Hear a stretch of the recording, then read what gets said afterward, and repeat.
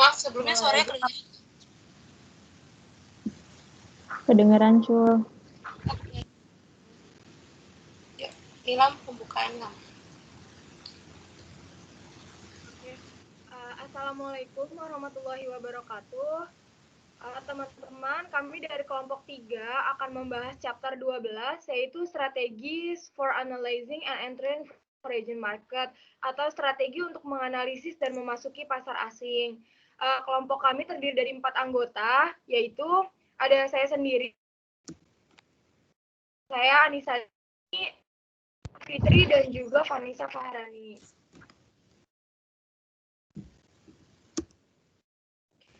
Yang untuk presentasi yang pertama oleh Anissa Dayani. Oke, makasih Nilam. Oke, langsung aja kita mulai presentasi yang pertama tentang foreign market analysis itu, atau kita sebut dengan analisis pasar luar negeri.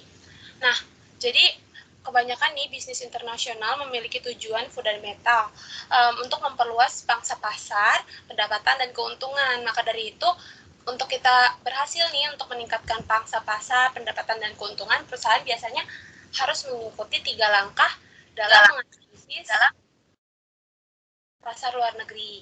Nah, yang pertama itu ada menilai pasar alternatif, yang kedua itu mengevaluasi biaya, manfaat, dan resiko setiap masuk, dan memilih mereka yang paling potensial untuk masuk atau ekspansi, atau yang materi ini disebut dengan mode entry. Nah, yang pertama kita bakal ngebahas yaitu market potensial atau menilai pasar alternatif.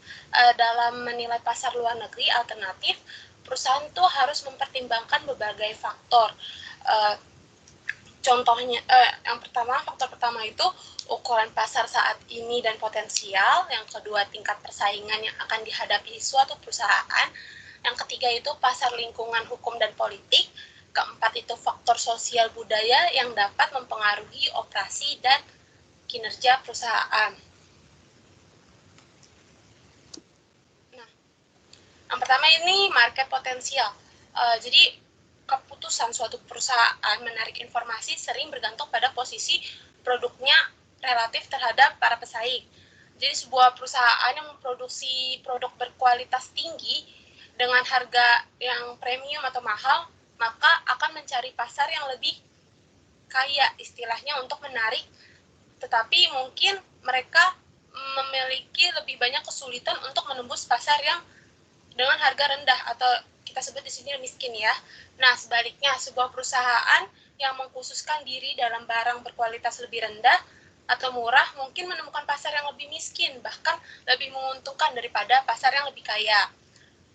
Nah, di sini perusahaan itu mengumpulkan data yang relevan dengan lini produk yang dan mereka pertimbangkan. Misalnya ada contoh jika Pirelli SPA itu berencana mengekspor barang ke Thailand, dan manajer strategisnya itu harus apa? Dia harus mengumpulkan data tentang infrastruktur transportasi negara tersebut, terus alternatif transportasi, harga bensin, dan pertumbuhan kepemilikan kendaraan. Nah, si Pirelli ini juga membutuhkan data tentang usia rata-rata kendaraan bermotor dan produk mobil di Thailand untuk menilai apakah akan memfokuskan upaya pemasarannya pada pasar pengganti atau pasar pabrik peralatan asli. Nah, di sini juga ada contoh tentang yang pasar, kondisi pasar tadi. Jadi kayak grup periklanan global utama seperti Publicis Group SA, WPP, dan Omnicom ini adalah dia memperluas operasi pasar mereka ke negara Afrika dan membeli biro iklan lokal sebagai tanggapan atas minat klien multinasional mereka kepada pelanggan Afrika. Nah, jadi itu mereka kepada pelanggan Afrika ini, Afrika itu kan banyak banget wilayahnya. Nah, di bagian barat itu seperti Ghana, terus Angola sama Negria, terus Kenya Timur ini, mereka mulai nih menarik perhatian khusus. Selain di benua pembangkit ekonomi Afrika, jadi selain di benua pembangkit tenaga ekonomi di Afrika Selatan, jadi negara-negara kecilnya seperti Ghana, Kenya, Angola, Negria itu juga menarik perhatian khusus untuk potensi pasar mereka. Nah, Yang kedua itu tentang level of competition atau tingkat persaingan. Jadi faktor lain yang harus dipertimbangkan perusahaan dalam memilih pasar luar negeri adalah tingkat persaingan di pasar, baik tingkat saat ini maupun tingkat yang kemungkinan besar akan datang. Untuk menilai lingkungan kompetitif, harus mengidentifikasi jumlah dan ukuran perusahaan yang sudah bersaing di pasar sasaran, pangsa pasar relatif mereka, strategi harga dan distribusi, dan kekuatan relatif mereka, dan kelemahan baik individu maupun kolektif. Nah, kita ngambil contoh yaitu pasar mobil dengan merek Kia itu memasuki pasar mobil di Amerika Utara yang memiliki keyakinan bahwa biaya tenaga kerja yang rendah di pabriknya itu karena yang akan memungkinkan untuk menggunakan harga lebih rendah dari pesaingnya itu seperti GM, Ford, Toyota, dan Volkswagen. Jadi besar perusahaan sukses itu memantau utama untuk meningkatkan peluang yang tersedia di pangsa pasar. Nah, yang ketiga itu ada namanya legal and political environment atau lingkungan hukum dan politik. Jadi perusahaan yang mempertimbangkan untuk memasuki pasar tertentu juga harus memahami nih kebijakan perdagangan negara tuan rumah dan lingkungan hukum dan politik secara umum. Sebuah perusahaan dapat memilih untuk tidak mengekspor barangnya ke negara yang memiliki tarif tinggi dan pembatasan perdagangan lainnya dalam mendukung ekspor Nah, salah satu yang memiliki lebih sedikit dan kurang hambatan. Jadi kita bisa memilih mana sih negara yang tarif ekspornya tinggi biar kita tuh nggak nge-ekspor di situ. Contohnya kayak Ford, GM, dan Audi dan Mercedes-Benz ini membangun pabrik di Brazil untuk menghindari tarif ekspor yang tinggi di negara tersebut kan. Jadi menggunakan Brazil sebagai platform produksi untuk mengakses anggota Mercosur lainnya, dan beberapa negara membutuhkan perusahaan asing yang ingin mendirikan operasi lokal untuk bekerja dengan mitra usaha patungan lokal. Nah, jadi stabilitas pemerintahan merupakan faktor penting dalam penilaian pasar luar negeri. Peraturan pemerintah tentang penetapan harga dan aktivitas promosi mungkin perlu dipertimbangkan. Jadi contohnya juga ada beberapa perusahaan di suatu negara itu membatasi iklan tembakau dan produk alkohol, sehingga produsen asing dari produk tersebut itu harus memahami bagaimana nih pembatasan tersebut dan akan mempengaruhi kemampuan mereka untuk memasarkan barang di negara tuan rumah tersebut. Nah, kita ngebahas selanjutnya itu yang keempat, ada socio-cultural influences atau pengaruh sosiokultural. Di sini manajer yang memiliki pasar luar negeri juga harus mempertimbangkan pengaruh sosiokultural karena sifat subjektifnya seringkali sulit diukur. Untuk mengurangi ketidakpastian yang terkait dengan faktor-faktor ini, perusahaan sering memfokuskan internasionalisasi awal upaya mereka di negara-negara yang secara budaya mirip dengan pasar mereka. Kita ambil contoh di Kanada, itu ada lokasi gerai internasional Starbucks dan Hollister. Jika strategi yang diusulkan adalah memproduksi barang di negara lain dan mengekspor ke pasar dalam pertimbangan, itu faktor sosial kultural itu juga yang paling relevan, itu harus berkaitan dengan si konsumen yang ada. Nah, ada juga tentang perusahaan yang gagal mengenali kebutuhan dan preferensi konsumen negara tuan rumah itu sering mengalami banyak masalah. Contohnya ini ada kayak Bang & Olufsen di Denmark. Produsen sistem stereo itu terkenal gagal di pasar mereka karena mereka lebih mengutamakan gaya atau desain daripada fungsi dari si stereo tersebut. Nah, jadi ada pesaingnya yaitu perusahaan Jepang, itu merupakan pesaing yang lebih menekankan fungsi dan inovasi daripada gaya dan desain dari produk tersebut. Maka si manajer Bang & Olufsen di Denmark ini gagal dan menyadari bahwa si konsumen di pasar Amerika Serikat ini umumnya tuh lebih tertarik pada fungsi dan inovasi dari si produk tersebut dibandingkan desain dan gaya untuk membayar teknologi baru tersebut, untuk membeli istilahnya. Nah, analisis yang pertama itu juga, yang kedua itu ada mengevaluasi biaya, manfaat, dan resiko. Yang pertama itu cost atau biaya. Jadi biaya itu ada dua jenis, yaitu langsung sama peluang dalam materi ini. Kalau biaya langsung itu adalah biaya yang dikeluarkan perusahaan saat memasuki pasar asing baru dan termasuk biaya yang terkait dengan pengatur meningkatkan operasi bisnis. Dan karena perusahaan memiliki sumber daya yang terbatas untuk memasuki suatu pasar dapat menghalangi atau menunda masuknya ke pasar lain. Itu keuntungan yang akan diperoleh di pasar kedua itu disebut juga dengan biaya peluang. Nah, yang kedua itu benefits atau manfaat. Untuk memasuki pasar baru mungkin menawarkan banyak keuntungan potensial bagi perusahaan. Di antara manfaat potensial yang paling jelas adalah penjualan dan keuntungan yang diharapkan pasar. Itu manfaat yang untuk mengevaluasi manfaatnya. Nah, yang ketiga itu ada risk atau resiko. Jadi, perusahaan yang memasuki pasar baru menimbulkan resiko fluktuasi nilai tukar, terus tambahan kompleksitas operasi, dan kerugian finansial langsung yang diakibatkan oleh penilai pasar yang tidak akurat potensinya. Dalam kasus yang parah banget itu ada perusahaan dapat juga menghadapi resiko kerugian seperti penyitaan properti oleh pemerintah atau sebagai akibat perang atau terorisme. Itu yang disebut dengan resiko politik juga. Nah,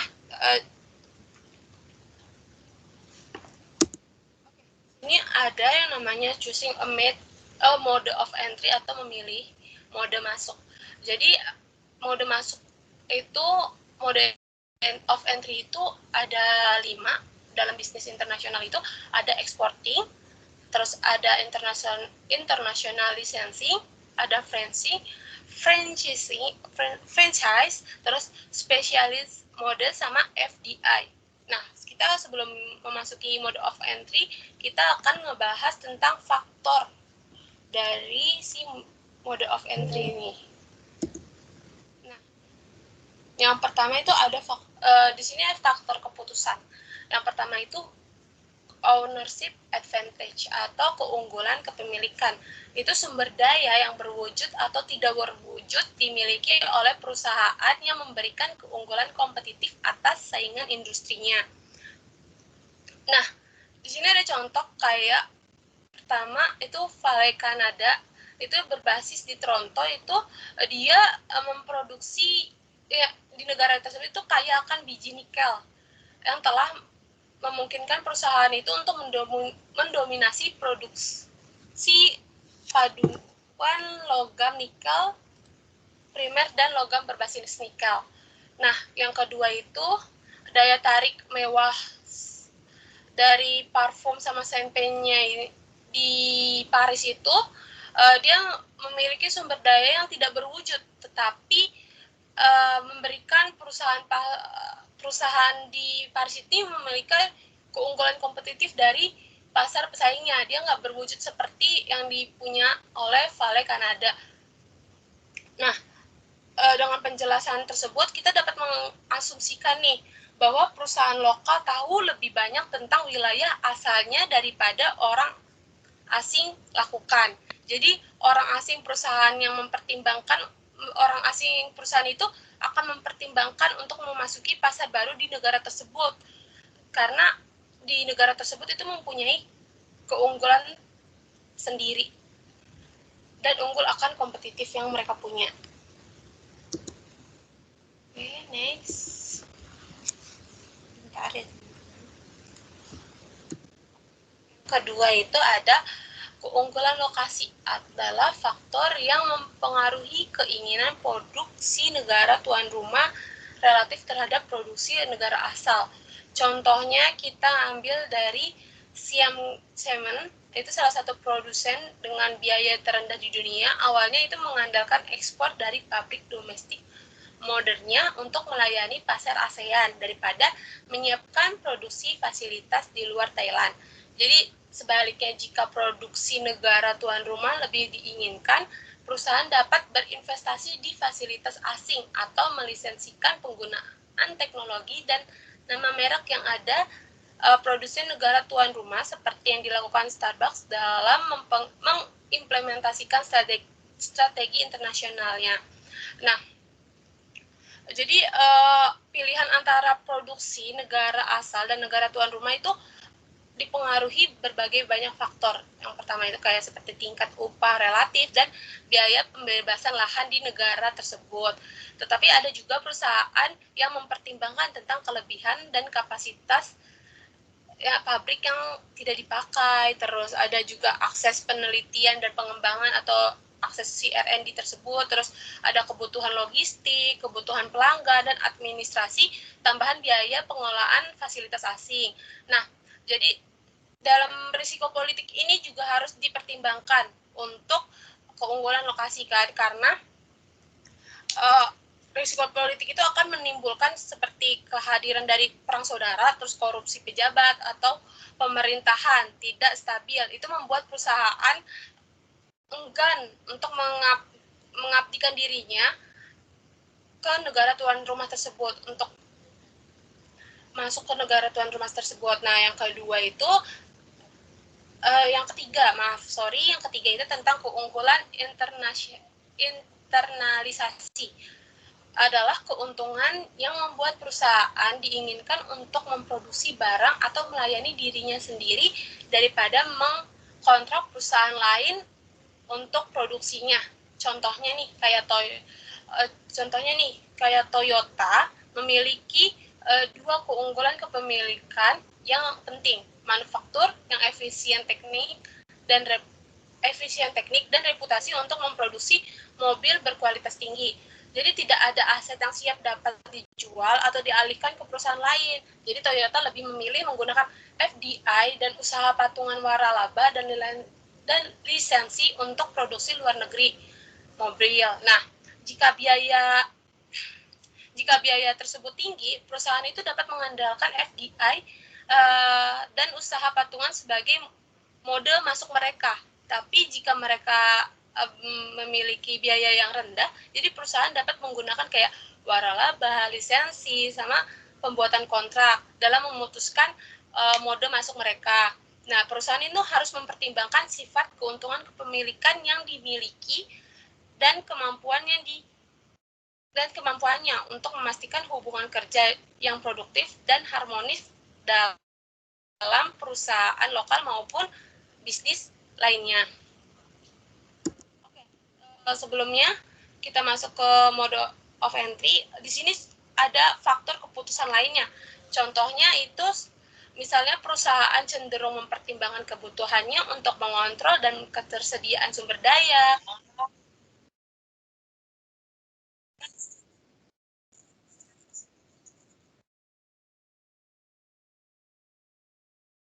Tunggu dulu, teman-teman.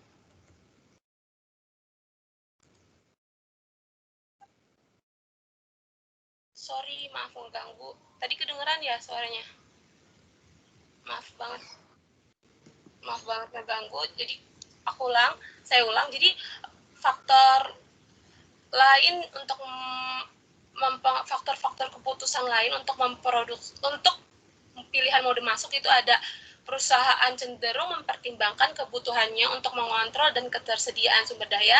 Lalu ada juga namanya strategi global perusahaan secara keseluruhan dapat mempengaruhi pilihan mode masuk itu. Selanjutnya kita akan masuk ke mode of entry yang akan dijelaskan oleh Vanessa, Nilam, sama Nur. Oke, selanjutnya ada mode of entry. Nah, yang pertama itu ada mengekspor ke pasar luar negeri. Nah, jadi mengekspor itu, apa sih mengekspor itu? Proses mengirim barang atau jasa dari suatu negara ke negara lain untuk digunakan atau dijual di sana. Nah, lalu mengekspor ini ada memberikan dua keuntungan bagi perusahaan. Nah, keuntungan yang pertama itu perusahaan dapat mengkontrol eksposur keuangannya ke pasar negara tuan rumah jika dianggap tepat. Jadi perusahaan itu bisa ngontrol nih keuangannya. Misalnya kayak dia tuh mau ekspornya pakai perantara atau enggak. Misalnya kayak kalau misalnya dia nggak mau pakai perantara, ya udah berarti perusahaan itu mengekspor ke luar negeri langsung ke penggunanya atau langsung ke pelanggannya. Tapi kalau misalnya pakai perantara berarti perusahaan misalnya dari Amerika dia nge-ekspor ke Indonesia tapi langsung ke perantaranya misalnya ke perusahaan apa gitu. Nah, nanti dari perusahaan itu baru dipasarin, baru diperjualbelikan gitu. Jadi ada keuntungan dan kelebihan dari sisi keuangan kalau misalnya perusahaan menggunakan perantara atau tidak. Nah, lalu yang kedua, ekspor itu mengizinkan perusahaan untuk memasuki pasar luar negeri secara bertahap. Jadi secara bertahap ini misalnya kayak pertama dia ekspornya langsung ke pelanggan. Nah, habis itu yang kedua misalnya dia ekspornya ke sebuah perusahaan yang ada di negara tuan rumah gitu kan.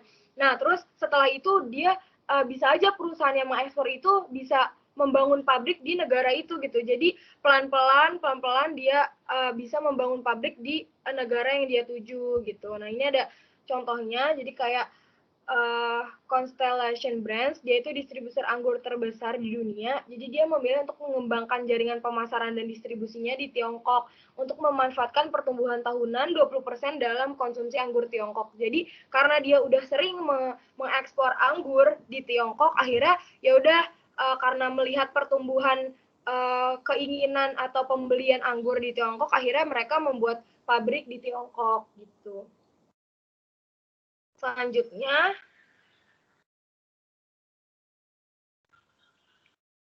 nah ya jadi perusahaan mungkin memiliki motivasi proaktif atau reaktif untuk mengekspor. Nah kalau motivasi proaktif itu motivasi yang menarik perusahaan ke pasar luar negeri sebagai hasil dari peluang yang tersedia di sana. Nah contohnya kayak San Antonio Pace, dia itu membuat produk makanan Tex-Mex. Nah, mulai mengekspor secara proaktif ke Meksiko setelah menemukan bahwa konsumen di Meksiko itu menikmati saus Vicente seperti yang dilakukan pelanggannya di Amerika gitu. Jadi karena adanya keinginan atau ketertarikan dari konsumen yang ada di sebuah negara membuat mereka tuh punya motivasi gitu untuk mengekspor. Nah, selanjutnya ada motivasi reaktif untuk mengekspor, yaitu motivasi yang mendorong perusahaan ke pasar luar negeri seringkali karena peluang berkurang di pasar domestik. Jadi contohnya kayak Hi-Crate, sebuah perusahaan di New Jersey yang memproduksi aditif untuk membuat beton tanah air dan tanah korosi, mengalihkan fokusnya dari pasar domestik ke pasar Timur Tengah, Asia, dan Eropa Timur yang sedang berkembang pesat. Jadi karena dia melihat nih kalau di negara dia sendiri beton sama tanah korosi itu kurang diminati gitu, kurang dibutuhkan. Nah, akhirnya dia mengekspansi ke luar negeri, ke negara-negara lain. Jadi dia punya motivasi reaktif untuk mengekspor produknya ke luar negeri. Selanjutnya,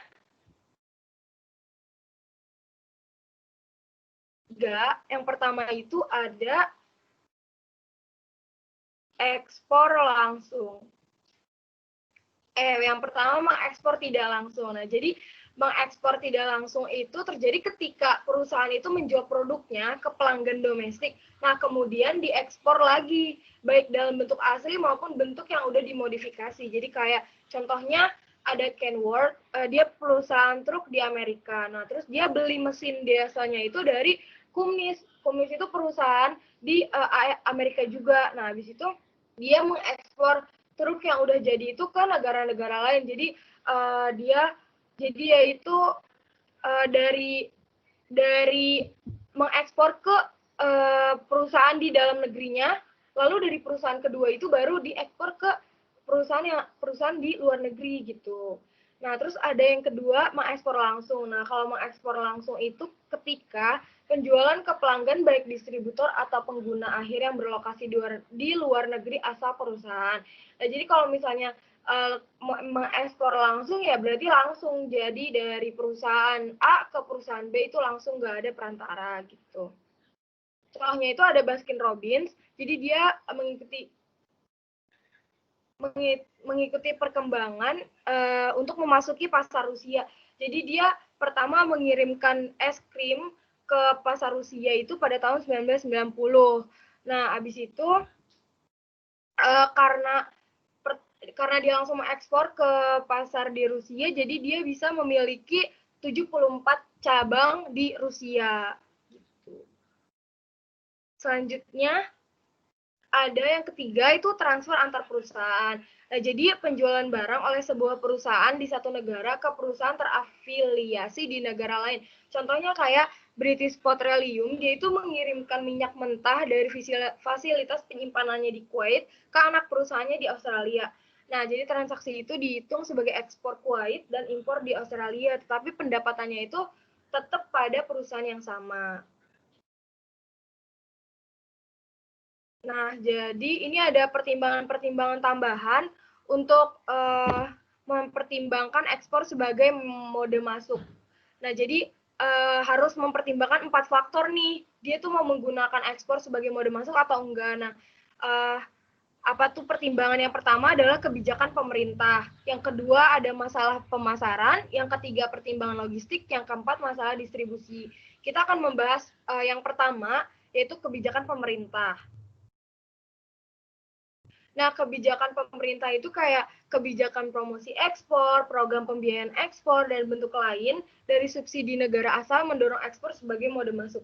Sebaliknya, ada negara tuan rumah yang dapat memberlakukan tarif dan non-tarif barriers atau NTBS pada barang impor sehingga membuat perusahaan enggan mengandalkan ekspor sebagai mode masuk. Jadi, tergantung nih kebijakan pemerintahnya dia itu di negara tersebut pajaknya kayak gimana, tarif dan non-tarif barriers-nya kayak gimana gitu. Itu yang mempengaruhi sebuah perusahaan mau masuk ke pasar luar negeri itu lewat metode atau lewat mode ekspor atau enggak. Nah, selanjutnya yang kedua ada masalah pemasaran. Nah, masalah pemasaran kayak contohnya ada citra, distribusi, dan daya tanggap terhadap pelanggan juga dapat mempengaruhi keputusan untuk mengekspor. Seringkali barang asing memiliki citra produk atau cap tertentu yang tidak dapat ditiru oleh barang yang diproduksi di dalam negeri. Contohnya kayak misalnya perusahaan Starbucks misalnya. Kalau Starbucks kan dia kayak udah punya citra tersendiri kalau dia itu kopi yang eksklusif gitu, sehingga untuk ditiru di dalam negeri itu sulit karena banyak UMKM baru yang menyajikan kopi tapi tidak memiliki citra seperti Starbucks gitu. Nah, selanjutnya yang ketiga akan dibahas oleh Nur Safitri. Oke, terima kasih. Suaranya masuk kan ya?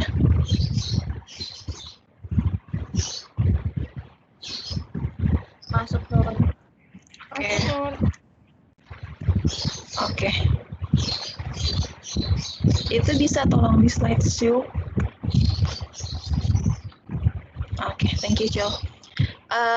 Selanjutnya, pertimbangan lainnya yang harus dipertimbangkan oleh pengekspor ketika mau mengekspor barang atau produk adalah pertimbangan logistik.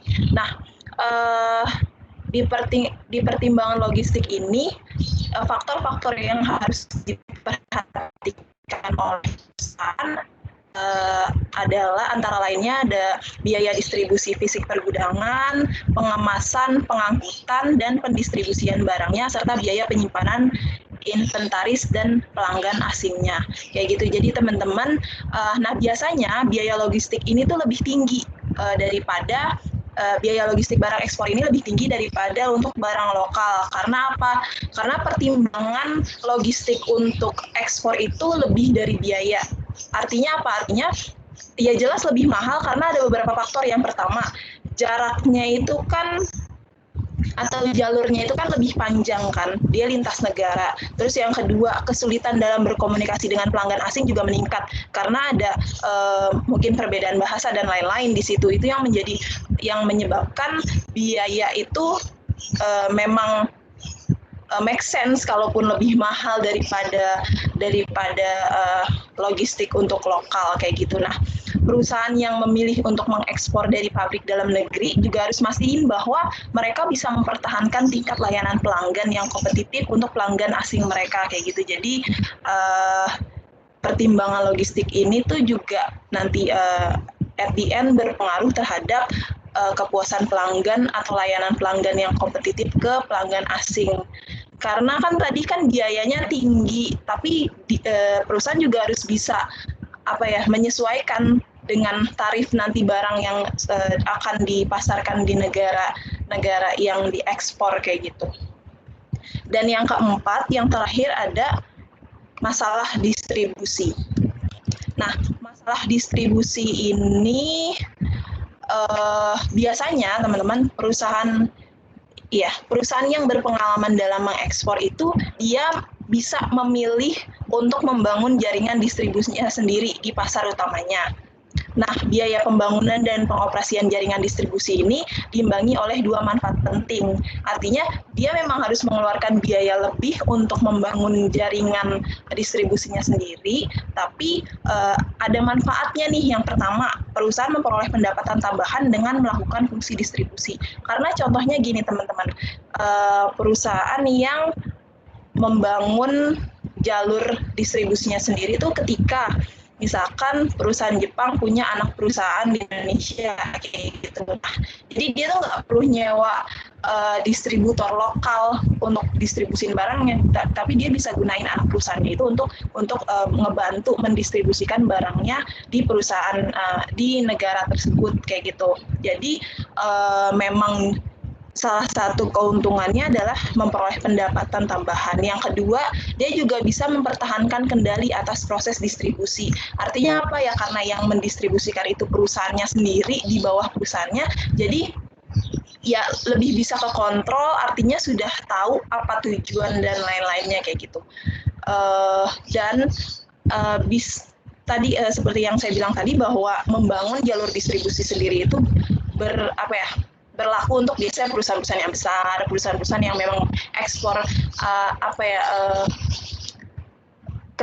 ekspornya tuh sering gitu, melakukan kegiatan ekspor tuh sering, terus mungkin juga dalam jumlah yang banyak dan lain-lain gitu. Nah, tapi kan juga ada perusahaan-perusahaan kecil yang melakukan kegiatan ekspor juga. Nah, perusahaan-perusahaan kecil ini biasanya tuh mereka menggunakan distributor lokal untuk menangani produknya di pasar sasaran kayak gitu. Nah, hal yang terpenting untuk perusahaan ini memilih mana sih distributor lokal yang pas dan cocok gitu dan bisa dipercaya untuk akhirnya bisa membantu memasarkan produknya di negara tujuannya itu adalah dia harus bisa memilih berdasarkan keahlian dan sumber daya yang memadai. Artinya si distributor lokal itu punya modal yang memadai gak, tenaga kerjanya seperti apa, fasilitasnya seperti apa, dan yang terpenting juga reputasi lokal. Artinya dia reputasinya bagus atau enggak nih, review-review dari pelanggan atau perusahaan-perusahaan yang memakai jasa distribusi dari perusahaan tersebut tuh gimana, bagus atau enggak kayak gitu. Nah, ini tujuannya apa? Supaya nanti ya berhasil gitu. Tujuan dari si pengekspor itu biar bisa memasarkan produk perusahaan di negara tersebut. Nah, tapi ada beberapa masalah-masalah yang bisa timbul dalam kasus ini, antara lain satu. Nah, jika distributor negara tuan rumah tidak memasarkan, mendistribusikan, atau melayani produk eksportir secara tidak memadai, nah eksportirlah yang akan kehilangan penjualan dan merusak reputasi kayak gitu. Jadi kenapa tadi dibilang bahwa harus dilihat dulu keahliannya, sumber dayanya, terus reputasi dan lain-lain, karena ketika si distributor itu tidak bisa menjalankan tugasnya dengan baik, yang buruk reputasinya itu bukan distributornya tapi kan perusahaan yang punya produk itu gitu, karena kan label dari produk itu adalah dari perusahaan ini kayak gitu. Dan yang kedua adalah jika penilaian bisnis dari distributor lokal dan eksportir berbeda. Artinya apa? Artinya contohnya gini teman-teman. Misalkan si distributor lokal ini tuh dia tuh mau strategi penetapan harganya misalkan berbeda nih antara si eksportir dengan distributor lokal. Si eksportir ini tuh lebih memilih harga si distributor lokal misalkan dia lebih milih harga eceran yang lebih rendah supaya apa? Supaya penjualannya itu tuh lebih tinggi gitu, cepat laku lah gitu. supaya ya at the end keuntungannya bisa maksimal. Nah, tapi si eksportir tuh justru si eksportir nggak setuju. Dia maunya produknya itu ya udah dipasarin gencerin aja gitu dengan harga yang standar, maksudnya memang sesuai, nggak perlu dimurahin gitu, tapi ya digencerin aja supaya penjualannya itu tuh agresif kayak gitu. Jadi itu keuntungannya juga bisa tercapai kayak gitu. Nah, di sini nih perbedaan di sini yang dimaksud. Jadi penting banget untuk perusahaan pengekspor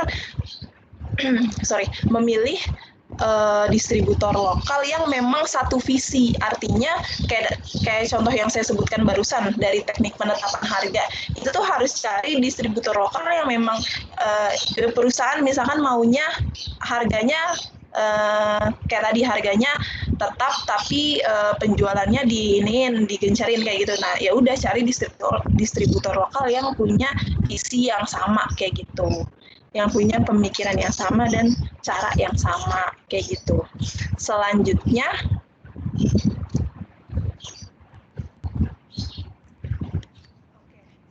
itu ada ekspor perantara, teman-teman. Nah, ekspor perantara ini jadi gini, eksportir itu juga bisa memasarkan dan mendistribusikan barangnya di pasar internasional dengan menggunakan pihak ketiga yang tentunya punya spesialisasi di dalam kegiatan impor dan ekspor tersebut. Nah, spesialisasi ini bisa aja menawarkan layanan kayak menangani transportasi, dokumentasi, atau bisa juga mengambil kepemilikan barang terikat luar negeri dan memikul tanggung jawab total untuk pemasaran dan pembiayaan ekspor. Nah, jenis perantara yang menawarkan berbagai layanan ekspor antara lain, satu ada perusahaan manajemen ekspor, yang kedua ada asosiasi web pameran, ada perusahaan perdagangan internasional, dan ada perantara lainnya. Kita masuk ke jenis perantara yang pertama, yaitu perusahaan manajemen ekspor.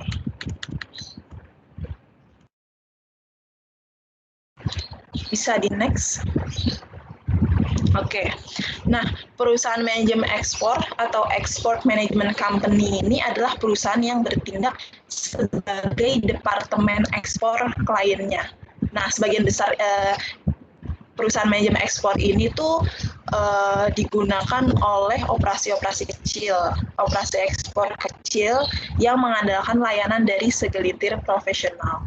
Nah, staf EMC ini biasanya memiliki pengetahuan tentang detail hukum, keuangan, dan logistik ekspor. Jadi di bidang itulah spesialisasinya. Nah, tapi selain itu, si EMC ini juga dapat memberikan nasihat tentang kebutuhan konsumen dan saluran distribusi yang tersedia di pasar luar negeri yang ingin ditembus oleh eksportir tadi.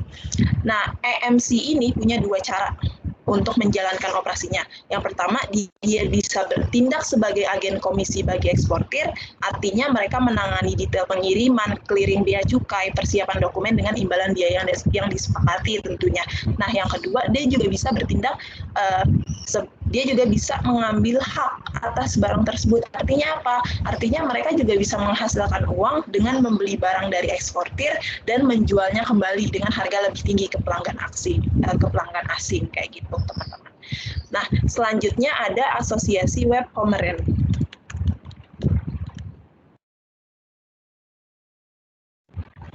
Nah, asosiasi web pameran ini adalah grup perusahaan AS.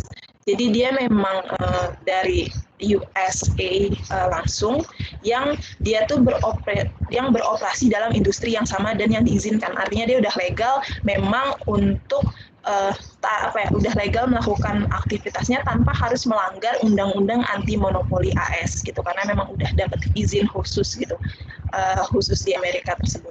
Nah, awalnya disahkan oleh undang-undang ini tuh dia tuh terlibat atau fokus dari kegiatannya itu dalam riset pasar, aktivitas promosi luar negeri, konsolidasi anggotanya, konsolidasi pengiriman, negosiasi kontrak, dan layanan lain untuk anggotanya. Nah, cuman semakin ke sini asosiasi ini juga dapat secara langsung terlibat dalam ekspor dengan membeli barang di dalam negeri dari anggota dan menjual barang di pasar luar negeri atas nama asosiasi kayak gitu. Jadi saat ini tuh mereka bisa beli dulu nih barangnya dari perusahaan pengekspor, and then mereka jual lagi tapi atas nama asosiasi ini, asosiasi WPOMREN ini. Selanjutnya yang ketiga itu ada perusahaan perdagangan internasional. Perusahaan perdagangan internasional ini adalah perusahaan yang secara langsung terlibat dalam mengimpor dan mengekspor berbagai macam barang untuk kepentingannya sendiri. Nah, perusahaan perdagangan internasional ini tuh menyediakan layanan lengkap. Jadi ini tuh yang paling bagus lah dari keempat pilihan perantara kayak gitu.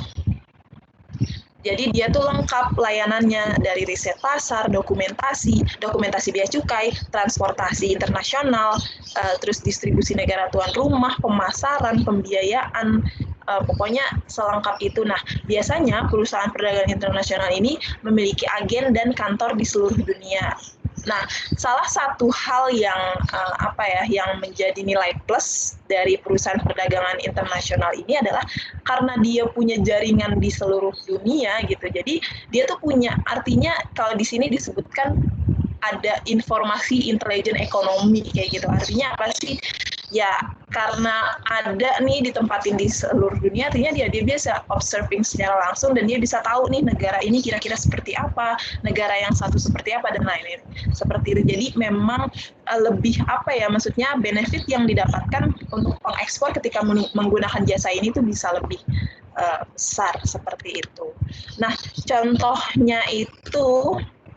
contohnya di sini disebutkan bahwa perusahaan perdagangan internasional itu namanya Sogo Shosha Jepang. Jadi dia bagian dari Keiretsu Jepang. Ini salah satu bab yang kita bahas di pertemuan ketiga kalau nggak salah oleh kelompok 2 tentang Keiretsu. Nah, dia itu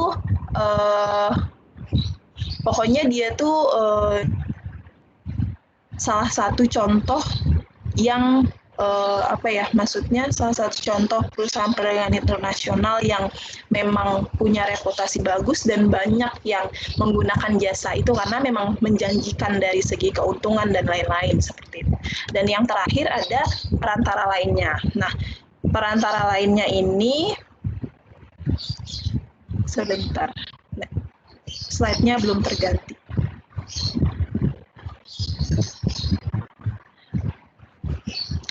Nah, perantara lainnya ini sebenarnya dijelaskan di buku itu ada 4. Yang satu ada agen pabrikan, yang kedua ada agen ekspor produsen, terus ada pialang ekspor dan impor, dan perusahaan ekspedisi. Nah, agen pabrikan ini fokus tugasnya itu dia meminta pesanan dalam negeri untuk pabrikan asing, biasanya berdasarkan komisi kayak gitu. Nah, terus kalau misalkan agen ekspor produsen itu, dia biasanya bertindak sebagai departemen penjualan asing untuk produsen dalam negeri yang menjual barang perusahaan tersebut di pasar luar negeri. Selanjutnya, pialang ekspor dan impor itu dia tugasnya mempertemukan pembeli dan penjual internasional dari komoditas standar seperti kopi, kakao, dan biji-bijian. Jadi memang yang sumber daya alam yang langsung kayak gitu. Terus yang terakhir ada perusahaan ekspedisi.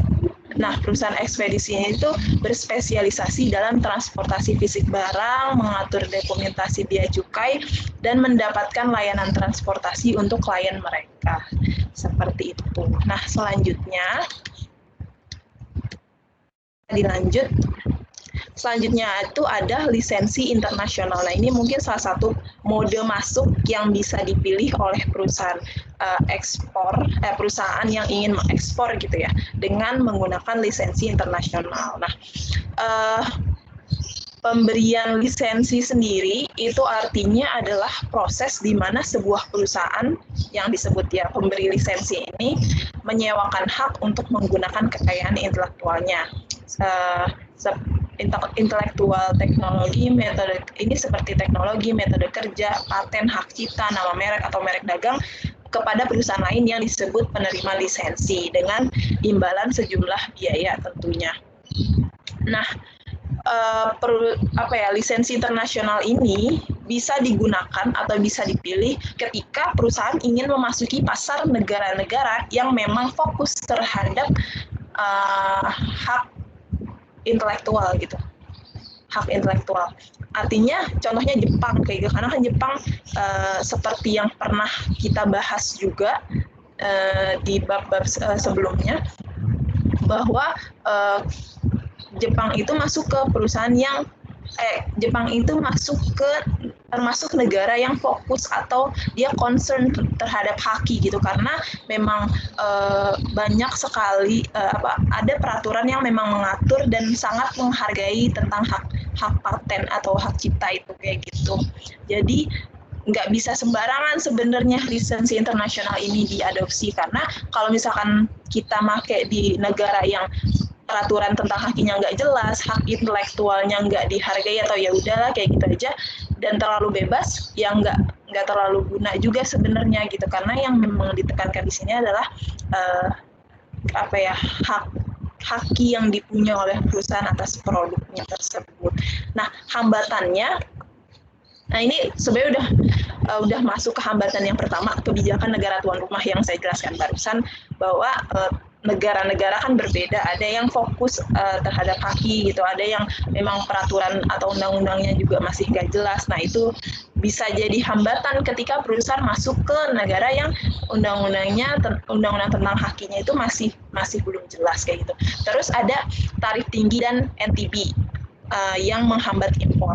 Nah, NTB ini yang tadi sempat disebutkan juga, non-tariff barriers, artinya hambatan perdagangan yang membatasi impor atau ekspor barang atau jasa melalui mekanisme selain pengenaan tarif sederhana, kayak gitu.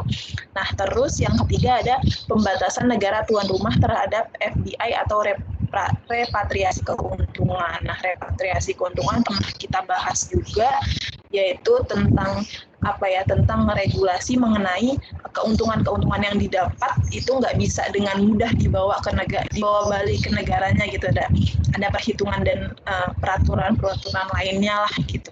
Nah, selain ada hambatan, ada kelebihannya juga kayak gitu. Yang pertama, kelebihannya dia melibatkan sedikit biaya sendiri, artinya ya biayanya rendah lah, simpelnya seperti itu. Biayanya rendah. Terus, kita nggak bisa bilang rendah, tapi melibatkan sedikit biaya sendiri tuh karena mungkin gini, biaya itu ditanggung oleh perusahaan itu bisa meminimalisir biaya, karena gini teman-teman, ketika perusahaan itu udah punya hak cipta, udah punya haki atas suatu merek dan lain-lain gitu ya. Nah, ketika ada perusahaan lain yang ingin menggunakan juga produk tersebut atau mereka mau menjual dan lain-lain, itu biasanya mereka tuh kena charge dari perusahaan yang atau merek dagang yang udah punya hakinya itu sendiri kayak gitu. Jadi seperti itu. Nah, yang kedua, memungkinkan juga perusahaan untuk memanfaatkan keuntungan lokasi manapun dari produksi asing tanpa menimbulkan kewajiban kepemilikan, manajerial atau investasi kayak gitu. Karena ini tidak terbatas oleh wilayah kayak gitu. Nah, selanjutnya ada masalah dasar dalam perizinan internasional. Nah, masalah dasar ini ada sekitar 4 masalah-masalah yang mungkin timbul dalam lisensi internasional. 1, perusahaan tuh harus menentukan batas-batas perjanjian. Yang kedua, harus menentukan kompensasi. Yang ketiga harus menetapkan hak keistimewaan dan batasan. Serta yang keempat, harus menentukan durasi kontrak. Artinya keempat hal ini tuh harus jelas tertera di kontrak antara perusahaan yang mau mengekspor dengan negara yang dituju, seperti itu. Nah, kita langsung masuk ke pembahasan nomor 1 mengenai menentukan batas-batas perjanjian. Nah, menentukan batas-batas perjanjian artinya adalah batasan pemberi lisensi dan penerima lisensi. Mereka tuh harus menentukan hak dan keistimewaan mana yang sedang dan tidak dicantumkan dalam perjanjian kayak gitu. Artinya ketika mereka membuat kontrak atau perjanjian itu nggak asal dimasukin atau mungkin berkaca dari perjanjian perusahaan lain gitu terus dikopas, nggak kayak gitu ya. Jadi memang disesuaikan dengan kebutuhan mana yang kira-kira penting, mana yang enggak, karena perjanjian yang dibuat itu akan apa ya, maksudnya bisa dijadikan pedoman ketika nanti ada masalah dan lain-lain di tengah perjalanan kontrak ini kayak gitu. Nah, selanjutnya yang kedua adalah menentukan kompensasi. Nah, tentu pemberi lisensi itu maunya nerima kompensasi sebanyak mungkin dong. Sedangkan penerima lisensi pun ingin membayar sesedikit mungkin kayak karena ya dari kedua belah pihak memang sama-sama pengen untung sebanyak-banyaknya. Nah, namun masing-masing juga tuh mau perjanjian ini menguntungkan satu sama lain sehingga kedua belah pihak bersedia melaksanakan kewajiban kontraktualnya kayak gitu. Nah, sebenarnya arti simpelnya adalah ya dicari jalan tengahnya antara kedua belah pihak itu enaknya seperti apa. Nah, penerima lisensi juga harus memastikan bahwa mereka dapat mencapai tingkat keuntungan yang ditargetkan setelah membayar biaya lisensi. Itu dan pemberi lisensi juga harus menetapkan tarif yang memungkinkan untuk menutup biaya variabelnya dalam menegosiasikan dan menegakkan perjanjian lisensi, ditambah memulihkan setidaknya sebagian dari investasi tetapnya dalam kekayaan intelektual yang dilisensikan kayak gitu. Artinya ketika menentukan biaya, artinya menentukan porsi keuntungan itu ya dari pemberi lisensi dan penerima lisensi itu harus mempertimbangkan dan memperhitungkan biaya-biaya apa aja yang mereka keluarkan, artinya keuntungannya harus lebih besar dari biaya yang mereka keluarkan seperti itu. Nah, selanjutnya masih lanjutan tentang menentukan kompensasi.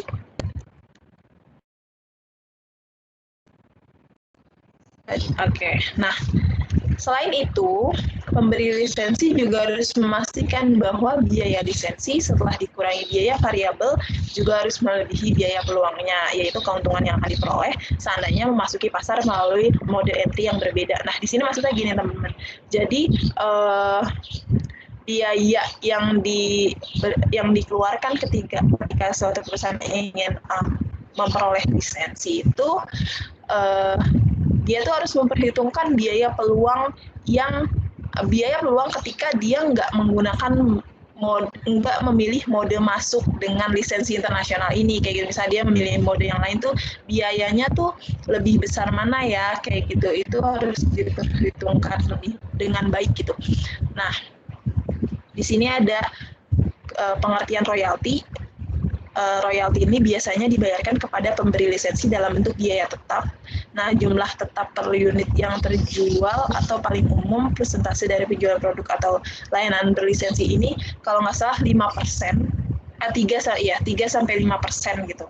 Jadi royalti yang artinya kompensasi yang dimaksud di bawah perjanjian lisensi itu royalti kayak gitu.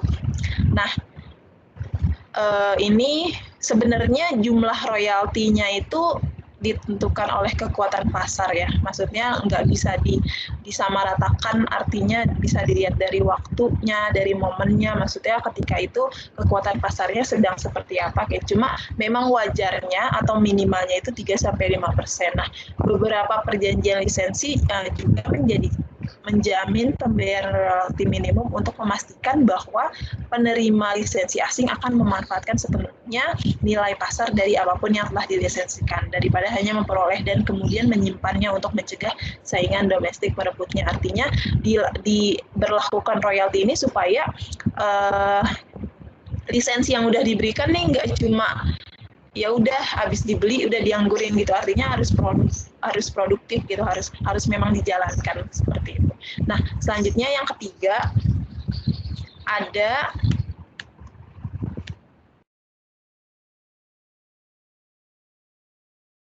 lanjut. Oke, yang ketiga ada menetapkan hak keistimewaan dan batasan. Gini teman-teman, kalau misalkan penerima lisensi menggunakan bahan yang berkualitas rendah sebagai cara untuk meningkatkan margin keuntungannya. Nah, citra produk pemberi lisensi juga bisa rusak kayak gitu. Nah, begitupun jika perjanjian tersebut mencakup transfer teknologi, proses produksi atau metode kerja. Nah, penerima lisensi itu tuh mungkin tergoda untuk menjual informasi ini ke perusahaan lain sehingga merugikan pemberi lisensi, atau penerima lisensi juga dapat dengan mudah melaporkan penjualan berlisensi sebagai cara untuk mengurangi biaya lisensi gitu. Artinya dia harus menetapkan haknya apa, keistimewaannya apa, dan batasan. Di sini mungkin yang di-highlight adalah batasannya. Artinya misalkan si penerima lisensi ini nggak boleh, misalkan tahu kekurangan dari pemberi lisensi itu dan dia nggak boleh menyebarkan ke perusahaan lain atau ke orang lain kayak gitu. Nah, batasan-batasan seperti itu yang juga harus diatur kayak gitu. Karena kalau nggak bisa berbahaya kayak gitu. Nah, di sini juga selanjutnya ada untuk hal-hal yang bisa dilakukan untuk mencegah praktik-praktik tersebut. 1, membatasi kebebasan penerima lisensi untuk membocorkan informasi yang diperolehnya dari pemberi lisensi kepada pihak ketiga. Ini yang saya sempat singgung barusan.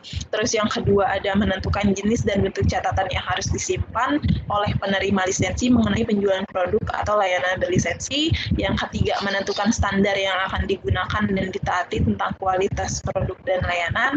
Serta yang terakhir, merinci bagaimana cara pihak akan menyelesaikan setiap pihak. Di sini adalah mereka berdua ya, penerima lisensi dan pemberi lisensi gitu, dalam setiap menyelesaikan perselisihan untuk menghindari litigasi yang mahal. Kalau kita ingat juga litigasi itu kan proses salah satu cara untuk menyelesaikan sengketa asing dengan cara dibawa ke pengadilan kayak gitu. Artinya untuk menghindari jangan sampai ke pengadilan kayak gitu. Jadi mungkin bisa dinegosiasi, mediasi dan lain-lain, cara-cara yang karena ya mungkin ketika dibawa ke pengadilan biayanya juga akan semakin besar gitu untuk menyelesaikan masalah tersebut.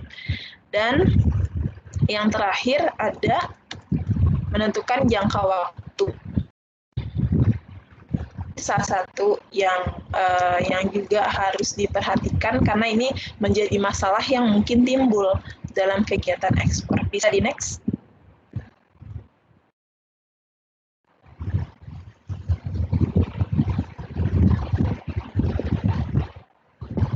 Nah, oke. Nah, menentukan durasi kontrak ini seperti ini. Jadi jangka waktu pemberi lisensi itu bisa merepresentasikan perjanjian lisensi sebagai strategi jangka pendek yang dirancang untuk memperoleh pengetahuan tentang pasar luar negeri dengan biaya rendah dan dengan sedikit resiko kayak gitu. Jadi durasi kontrak yang pada umumnya itu memang yang aman lah istilahnya, itu jangka pendek karena biayanya rendah, terus resikonya juga rendah, tapi artinya nanti diperpanjang lagi kayak gitu. Itu yang banyak dipilih, itu durasi jangka pendek.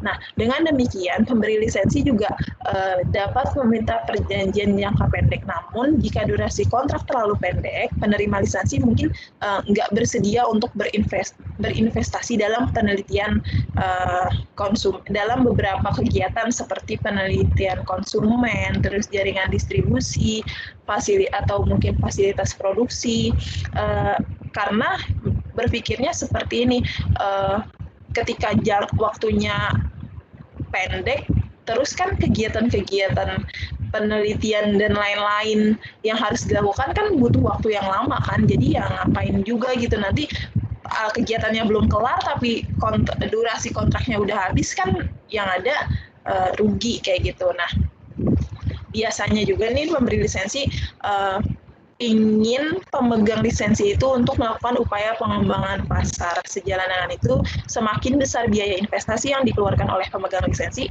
maka kemungkinan jangka waktu perjanjian lisensi semakin lama kayak gitu. Jadi di sini penting juga untuk ditentukan durasi kontrak gitu, artinya kerjasama seperti apa aja yang mau dilakukan kayak gitu. Kalau memang kerjasamanya hanya sekedar ya udah beli aja terus nanti dikerjain sendiri sama perusahaan yang si penerima lisensi ini, ya bisa dengan jangka pendek. Tapi kalau memang mau dia mungkin ada kerjasama investasi juga, atau mungkin nanti ada kegiatan-kegiatan yang ingin dilakukan dengan pemberi lisensi, mungkin dengan penelitian dan lain-lain yang seperti disebutkan tadi, nah itu bisa disesuaikan jangka waktunya kayak gitu. Mungkin kegiatannya berapa tahun, berarti kontraknya juga harus ya pas gitu dengan, maksudnya asumsinya tuh pas gitu, jangan sampai tadi kegiatannya belum kelar, maksudnya perjanjian kerjasamanya belum kelar gitu, tapi durasi kontraknya udah habis. Nah itu yang bisa jadi masalah juga nantinya. Oke, sekian untuk penjelasan dari saya. Selanjutnya akan dijelaskan oleh Vanessa. Silakan Vanessa. Oke, sebelumnya kedengeran nggak suaranya? Kedengeran ya? Kedengeran. Oke, ini kurang lebih sama yang Nur bahas. Kelebihan dan kekurangan lisensi internasional, cuman lebih detailnya aja ya. Yang pertama ada kelebihan, resiko finansial rendah. Ini sudah dijelaskan Nur tadi. Ini adalah cara hemat biaya untuk membawa produk ke pasar. Tidak perlu menghabiskan banyak biaya atau uang untuk memasarkan produk. Kenapa? Karena misalnya seperti biaya produksi, pengemasan, paten, pemasaran, atau penjualan udah dilisensikan gitu dari yang memberikan lisensi, sehingga memiliki risiko rendah untuk masuk ke pasar tertentu. Yang kedua, cara yang murah dalam menilai potensi pasar. Jadi perusahaan yang melisensikan produk itu pasti sudah mengetahui pasar atau industri dan tahu cara mengeluarkan produk dan menilai potensi pasarnya. Nah, hal ini juga memungkinkan pemberi lisensi tadi untuk mempelajari lebih lanjut tentang potensi penjualan produk dan jasanya di pasar yang baru. Jadi yang diberi lisensi tadi juga dapat mengetahui nih potensi-potensi pasar apa untuk produknya seperti itu. Ketiga, menghindari hambatan tarif dan non-tarif. Bergantung pada kesepakatan bersama dari kedua belah pihak, mungkin dapat mengakses pasar yang tertutup gitu untuk impor. Misalnya menghindari pajak ekspor atau mengurangi resiko yang terkait dengan ekspansi internasional, sehingga dapat menghindari tarif dan non-tarif untuk produk yang akan dijual. Kemudian ada mengembangkan trik produksi baru. Jadi penerima lisensi ini dengan berproduksi di bawah perjanjian lisensi tadi mungkin dapat mempelajari rahasia pembuatan dari si pemberi lisensi atau mengembangkan trik produksi barunya sendiri. Nah, penerima lisensi ini juga dapat membangun reputasi baru atau nama baiknya sendiri untuk kualitas manufaktur dan keunggulan layanan saat beroperasi di bawah kontrak lisensi tersebut. Kemudian ada pemberi lisensi memberi informasi tentang pasar lokal. Ya seperti yang tadi, karena udah tahu menilai potensi pasar, otomatis pemberi lisensi juga udah kenal tentang pasar-pasar lokal yang sudah didalami terlebih dahulu. Oke, masuk ke kelemahan lisensi internasional. Yang pertama, kesempatan pasar atau profit terbatas. Artinya, si penerima lisensi ini tidak memiliki kendali atas pengemasan, distribusi, biaya, penjualan, dan pemasaran, bahkan bagaimana produk itu diproduksi, sehingga penjualan barang atas mereknya itu dapat tidak terkontrol dengan baik. Jadi ya penerima lisensinya cuman tinggal nerusin dari si pemberi lisensi. Kemudian kehilangan kendali atas produknya, karena dapat kehilangan kendali atas produk tadi itu yang tidak memiliki kendali atas pengemasan, jadi dapat menyebabkan resiko profit yang tadi itu terbatas. Kemudian yang kehilangan kendali itu misalnya kayak yang tadi pengemasan, distribusi, biaya penjualannya itu tidak terkontrol dengan baik oleh si penerima lisensi. Ketiga, ada berpotensi terjadinya konflik dengan penerima lisensi. Dengan adanya beberapa perjanjian yang tadi antara kedua belah pihak, memungkinkan resiko konflik antara kedua belah pihak juga besar. Misalnya, di sini contohnya tuh ada Laura Ashley, si perusahaan Inggris yang mengalami masalah setelah memberikan hak eksklusifnya kepada L'Oreal. untuk mengembangkan produk kosmetik, perlengkapan mandi, dan parfum bermerek Laura Ashley itu. Nah, perusahaan Inggris tersebut kemudian menggugat perusahaan kosmetik L'Oreal tadi mengklaim bahwa L'Oreal telah gagal mengembangkan potensi sebenarnya dari merek Laura, hanya memasarkan satu parfum berdasarkan perjanjian dalam 6 tahun. Jadi ini salah satu bentuk contoh yang tadi sudah Nur jelaskan, bahwa lisensi itu tetap harus dijalankan, tapi berpotensi konflik antara satu sama lain, seperti itu. 4, kemungkinan menciptakan pesaing di masa yang akan datang. Ini banyak perusahaan khawatir berbagi teknologi antara satu sama lain itu secara tidak sengaja akan menciptakan pesaing antara kedua belah pihak, seperti itu. Next.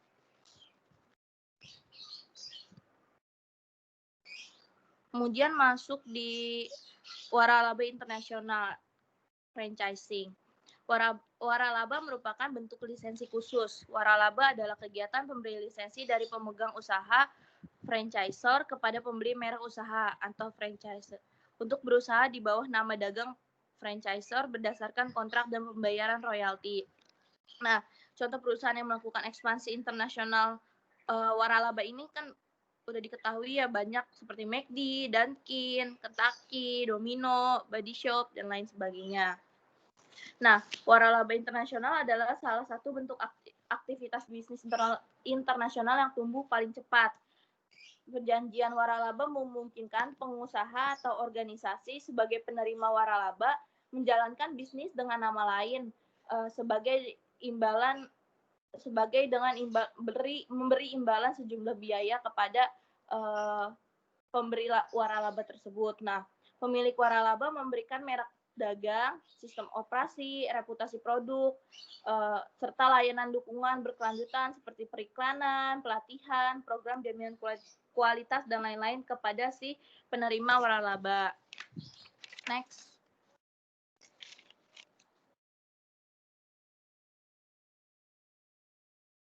Nah, kemudian ada masalah dasar dalam waralaba internasional. Seperti perjanjian lisensi, perjanjian waralaba dijabarkan dalam kontrak formal dengan serangkaian persyaratan yang khas.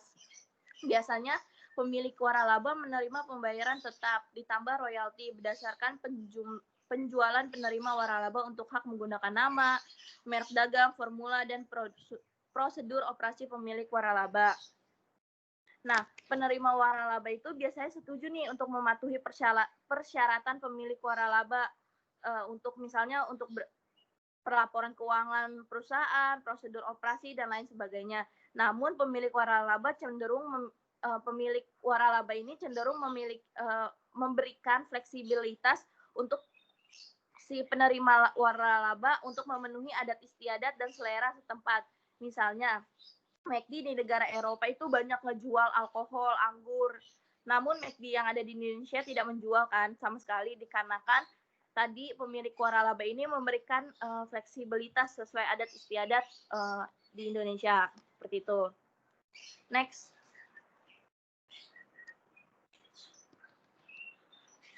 Kemudian ada keuntungan dan kerugian waralaba internasional. Keuntungannya itu dapat memenuhi bisnis dan memiliki produk dan sistem operasi yang mapan dan terbukti.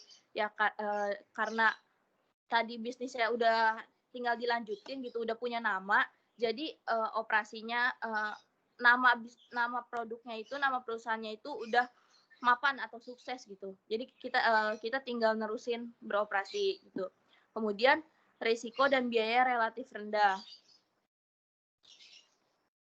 Kemudian dapat memperoleh informasi penting tentang kebiasaan dan budaya pasar lokal. Terus di sini tuh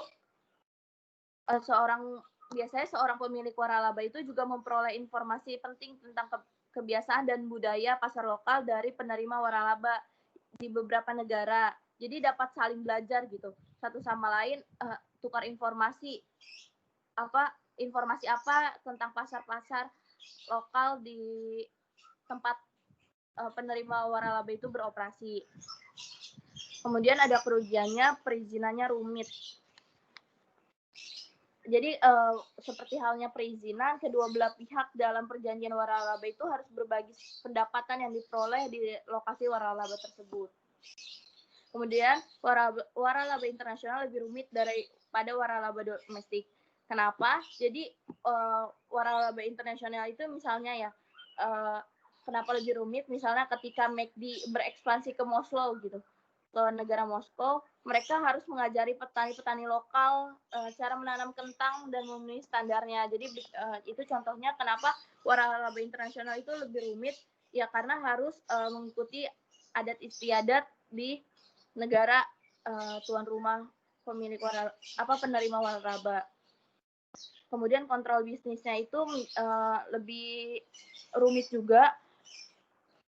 Misalnya contohnya kenapa kontrol bisnisnya rumit, misalnya McDonald pernah dipaksa untuk mencabut waralaba yang diberikan kepada investor Prancis karena tokonya tidak dikelola sesuai dengan standar McDonald. Jadi kontrol bisnisnya rumit karena kan dari atasan ke penerima waralaba di setiap negara itu harus saling memenuhi kriteria standar McDonald dari pusatnya, seperti itu.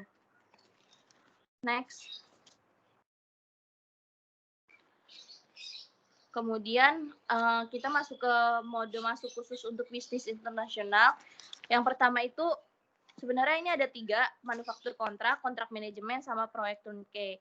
Kita bahas dari manufaktur kontrak dulu ya. Manufaktur kontrak itu digunakan perusahaan, baik besar maupun kecil, yang mengalihkan sebagian besar atau semua kebutuhan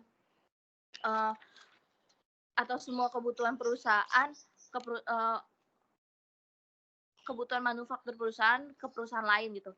Strategi ini mengurangi keuangan dan sumber daya manusia yang dibutuhkan perusahaan untuk proses produksi produk mereka.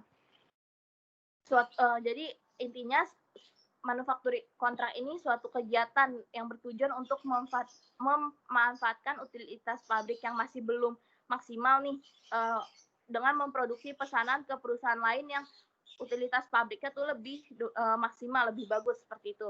Nah, contohnya itu misalnya Nike. Jadi Nike ini memfokuskan energi perusahaannya pada pemasaran produknya dan telah melakukan kontrak dengan banyak pabrik di seluruh Asia Tenggara untuk memproduksi alat kaki dan pakaian atletiknya. Jadi Nike ini bekerja sama gitu, melakukan kontrak dengan banyak pabrik di seluruh Asia Tenggara. Kemudian misalnya Victoria's Secret mengandalkan produsen kontrak untuk membuat pakaian bermerek di toko mereka. Itu.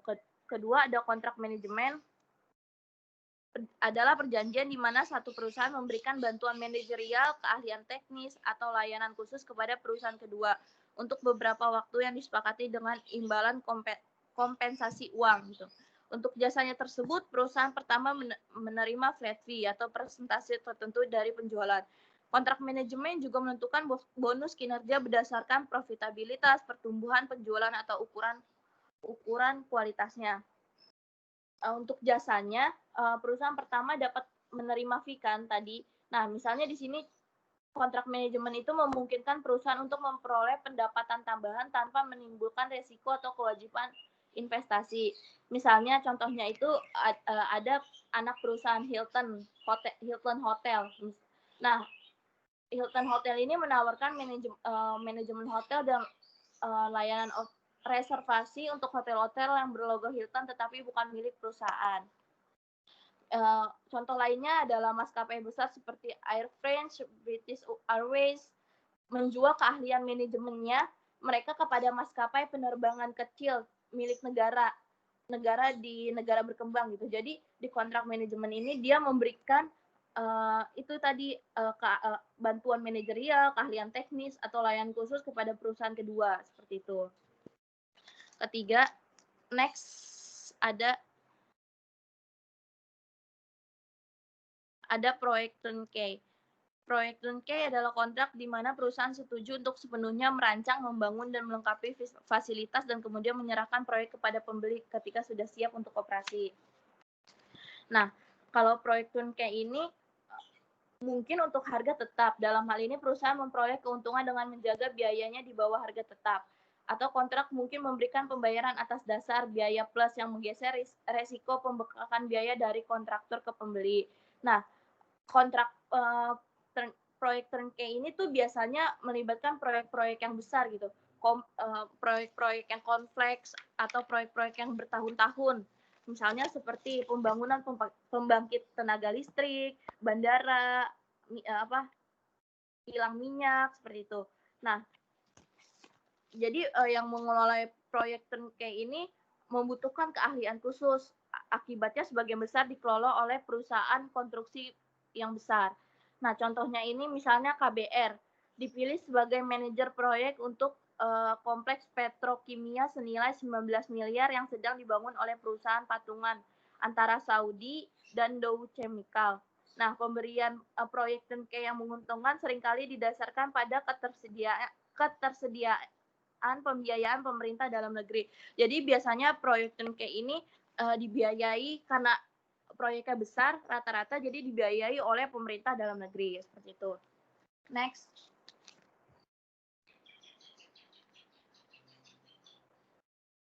Kemudian masuk ke investasi asing langsung atau foreign direct investment. Nah, foreign direct investment atau FDI atau investasi asing langsung adalah jenis investasi dalam aset produktif di suatu negara oleh investor dari luar negeri. Nah, investor dapat berasal dari perusahaan atau individu. Investasi asing langsung adalah aspek pendorong dalam integrasi ekonomi internasional, menciptakan hubungan yang stabil dan tahan lama antar berbagai negara. Investasi asing langsung juga saluran terpenting nih untuk transfer teknologi antar negara dan juga memproduksikan perdagangan internasional melalui akses ke pasar asing.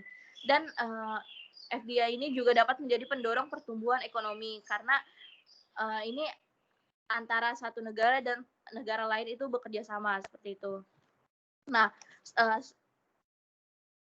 jadi tapi perusahaan yang menggunakan FDI harus memenuhi tantangan standar dalam mengelola, mengoperasikan, dan mendanai anak perusahaan asing mereka sambil menghadapi rintangan tambahan untuk melakukan usahanya itu.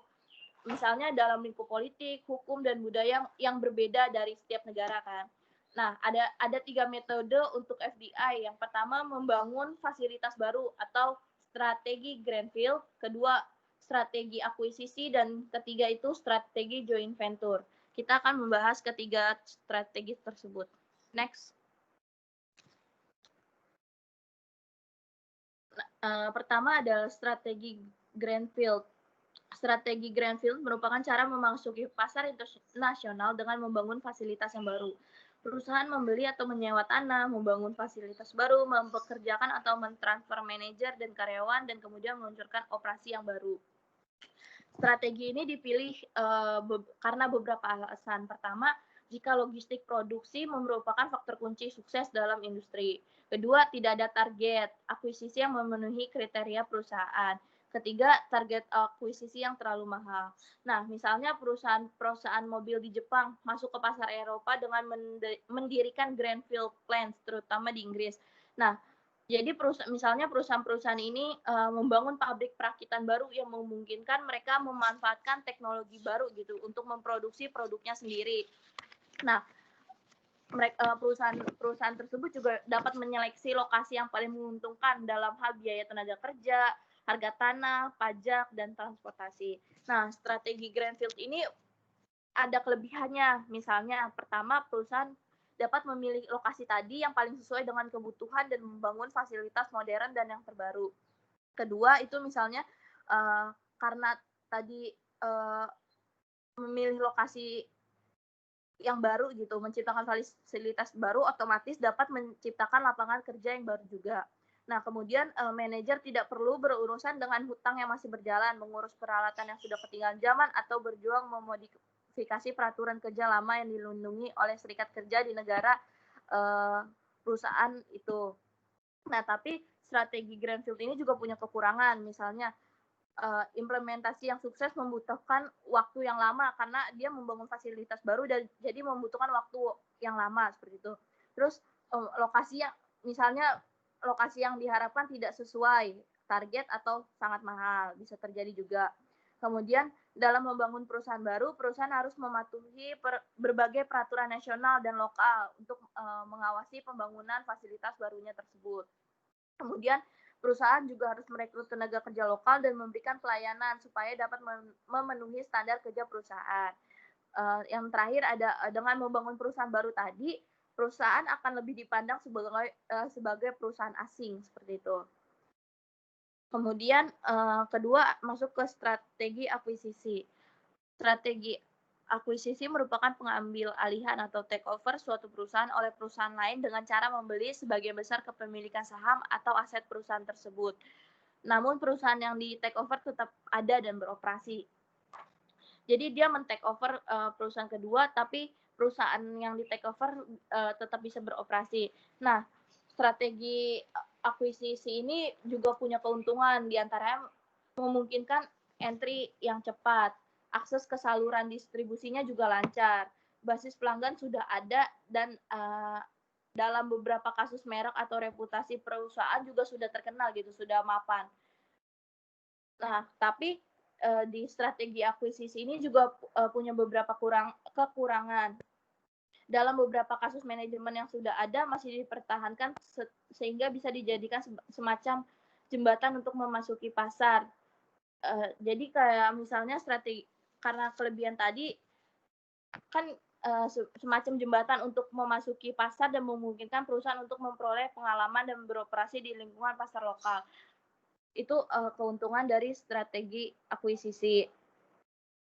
Nah, misalnya contohnya ini karena pengambil alihan takeover perusahaan ke perusahaan lain, ini contohnya misalnya di Uber. Jadi Uber itu diakuisisi oleh Grab.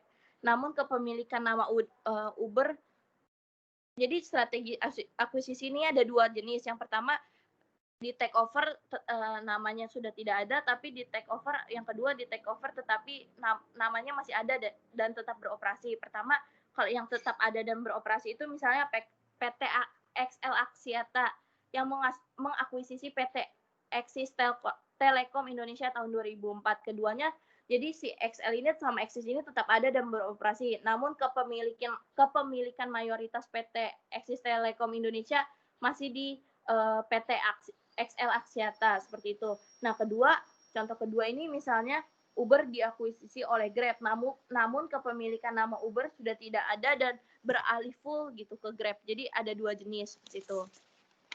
Next, yang terakhir ada joint venture atau usaha bersama. Iya, usaha patungan atau usaha bersama joint venture dibuat ketika dua atau lebih perusahaan setuju untuk bekerja sama dan membuat peraturan terpisah yang dimiliki bersama untuk mempromosikan kepentingan bersama mereka. Nah, jumlah pengaturan semacam itu berkembang pesat karena perubahan cepat dalam teknologi, telekomunikasi, dan kebijakan pemerintah melampaui kemampuan perusahaan internasional untuk memanfaatkan peluang mereka sendiri. Nah, usaha patungan ini bisa bermacam-macam gitu bentuknya, tergantung tujuan perusahaan.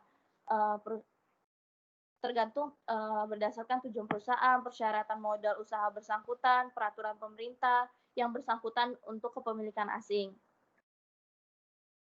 Selain itu, motivasinya pun bisa beraneka ragam, diantaranya pertama untuk mendapatkan akses pasar, memperluas rentang produk, membentuk atau mempengaruhi struktur pasar, mencapai tingkat kecepatan dalam hal inovasi dan memasuki pasar yang lebih besar dan meningkatkan efisiensi atau meningkatkan kompetensi dan sumber daya organisasi. Nah, joint venture itu misalnya contohnya Indofood dengan Nestle. Dua perusahaan yakni PT Indofood dan Nestle di Switzerland membentuk perusahaan patungan atau joint venture. Perusahaan joint venture itu adalah PT Nestle Indofood Cita Rasa Indonesia.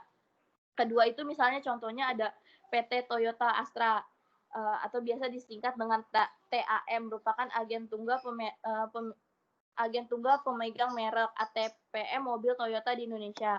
Nah, TAM ini merupakan perusahaan joint venture antara PT Astra International Tbk dengan Toyota Motor Corporation Jepang dengan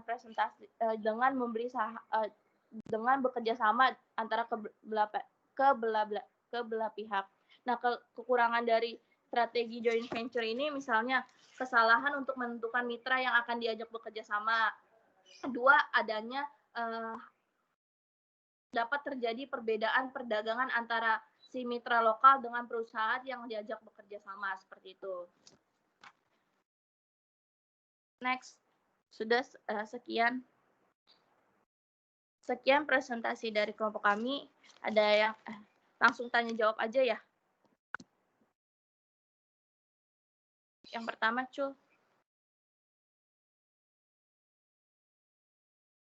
Yang pertama ada Syarifah Nadira dari strategi Greenfield, strategi akuisisi, dan strategi joint venture. Bisakah berikan contoh dari masing-masing strategi tersebut dan resiko apa yang akan didapatkan jika menerapkan masing-masing strategi? Ya sebenarnya ini udah dijelasin di presentasi tadi, cuman nggak apa-apa. Jadi pertama dari strategi Greenfield, perusahaan misalnya contohnya ya, jadi perusahaan mobil Jepang masuk ke pasar, misalnya perusahaan mobil Jepang gitu masuk ke pasar Eropa dengan mendirikan Greenfield plant terutama di Inggris. Perusahaan tersebut membangun pabrik perakitan baru yang memungkinkan untuk memanfaatkan teknologi produksi yang terbaru dan menyeleksi lokasi yang paling menguntungkan dalam hal biaya, tenaga kerja, harga tanah, pajak, dan transportasi. Nah, resiko dari strategi Greenfield ini itu tadi karena dia membuat perusahaan baru gitu, membuat fasilitas yang baru, jadi membutuhkan waktu dan yang lama gitu. Terus lokasi yang diharapkan belum tentu sesuai, siapa tahu bisa mahal. Terus dalam membangun perusahaan baru harus mematuhi peraturan nasional dan lokal juga mengawasi pembangunan. Kemudian resikonya itu perusahaan harus merekrut tenaga kerja lokal dan memberikan pelatihan supaya dapat memenuhi standar kerja perusahaan. Kemudian ada dengan membangun perusahaan baru tadi, perusahaan tersebut akan lebih dipandang sebagai perusahaan asing. Seperti itu dari strategi Greenfield.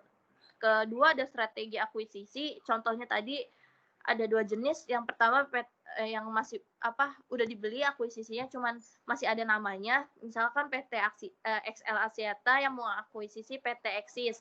Keduanya tetap ada dan beroperasi, namun kepemilikan itu mayoritas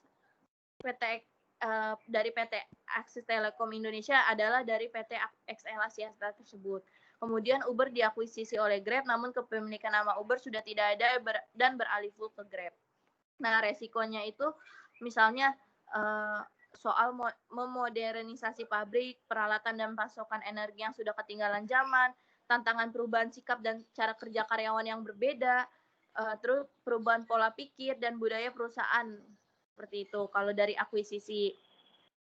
Kemudian strategi joint venture, misalnya ini contohnya tadi Indofood dengan Nestle, 2 perusahaan PT Indofood Sukses Makmur Tbk dan Nestle SA Switzerland membentuk perusahaan patungan atau joint venture. Perusahaan joint venture dari kedua belah pihak ini adalah PT Nestle Indofood Cita Rasa Indonesia. Nah, resikonya itu karena mereka usahanya bersama gitu. Resikonya itu pertama ada kesalahpahaman dan menentukan sekutu atau mitra yang akan meningkatkan resiko politik bisnis gitu yang akan dihadapi kedua belah pihak.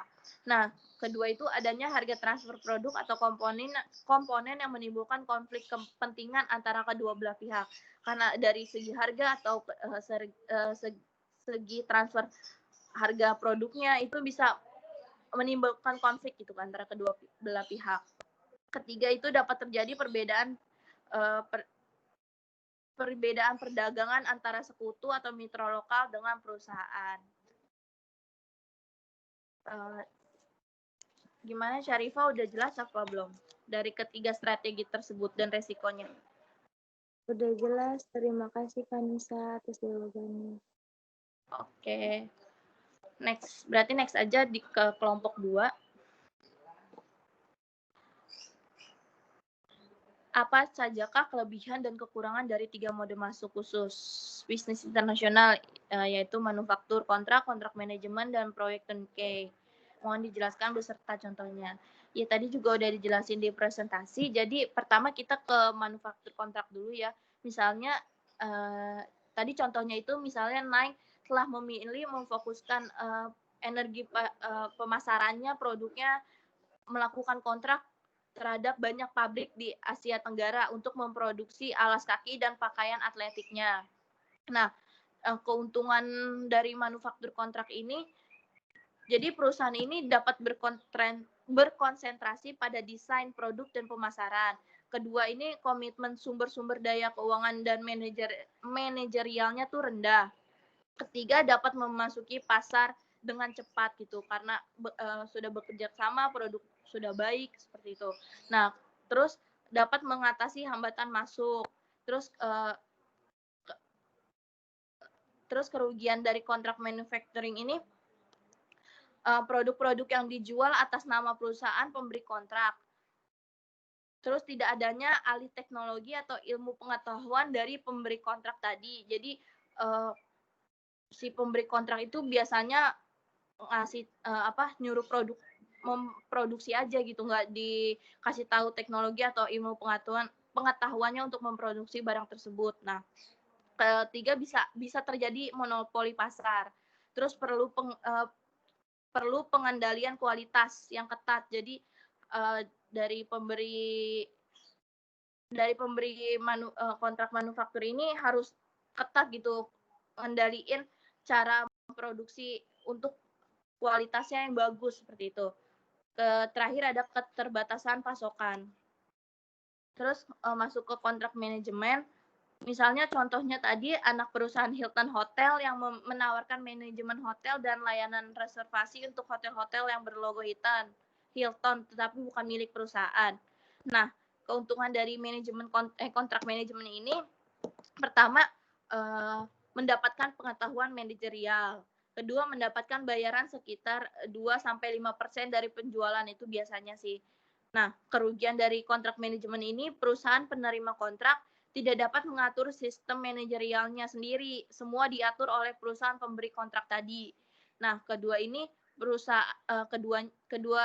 kerugiannya itu perusahaan penerima kontrak tidak dapat mengembangkan pengetahuan manajerialnya sehingga akan terus bergantung dengan perusahaan si pemberi kontrak tadi. Seperti itu. Kemudian ada proyek turnkey.